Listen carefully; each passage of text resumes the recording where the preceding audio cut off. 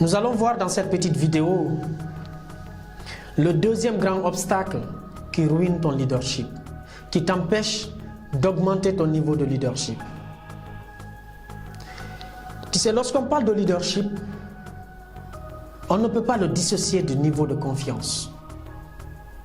Plus tes collaborateurs ont confiance en toi, plus tu as la possibilité de les influencer, plus tu as la possibilité de les inspirer. Et donc le deuxième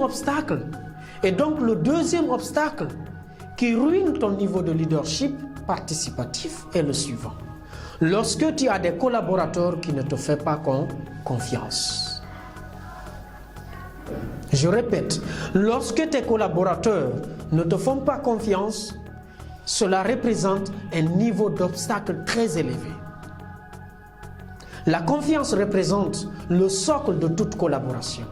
La confiance représente le soubassement de toute relation.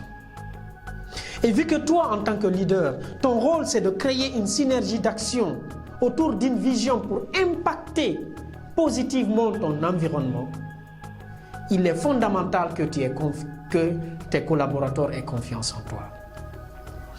Même lorsque tu prends une équipe de football, si les joueurs ne font pas confiance à leur entraîneur, ils ne peuvent pas obtenir un résultat.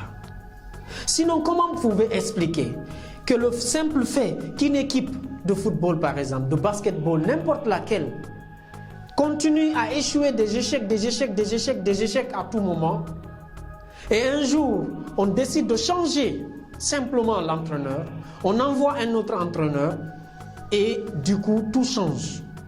Les joueurs reprennent confiance, les joueurs se remettent à marquer des buts, à soulever des trophées. Pourquoi? Le problème n'était pas au niveau de la compétence ou de la performance des joueurs peut-être. Mais si ces joueurs n'ont pas une confiance à leur entraîneur, ils ne peuvent pas être performants.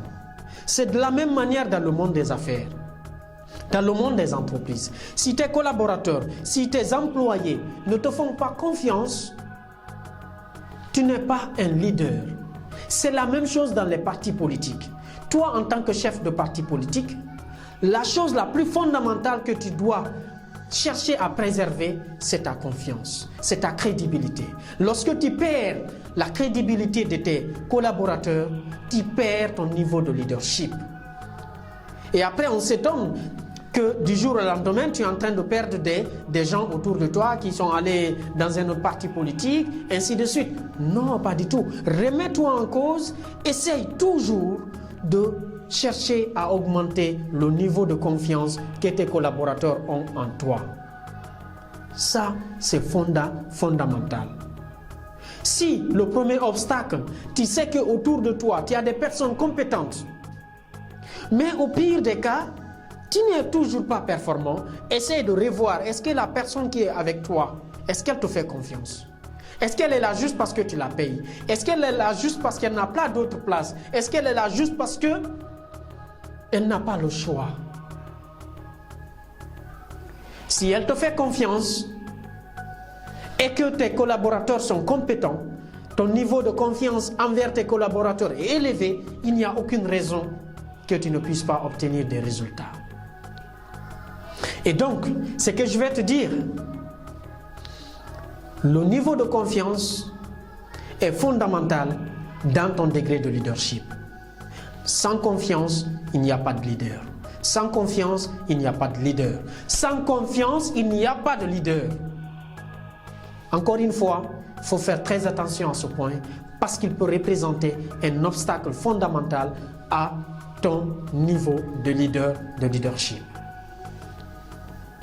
Je te l'ai dit, premier obstacle, s'entourer des personnes pas assez compétentes. Deuxième obstacle, tes collaborateurs ne te font pas assez confiance. Voilà deux grands obstacles qui ruinent ton niveau de leadership. Nous allons voir demain le troisième obstacle qui peut bloquer ton niveau de leadership, et qui peut empêcher les résultats de ton entreprise ou de ton organisation. À demain.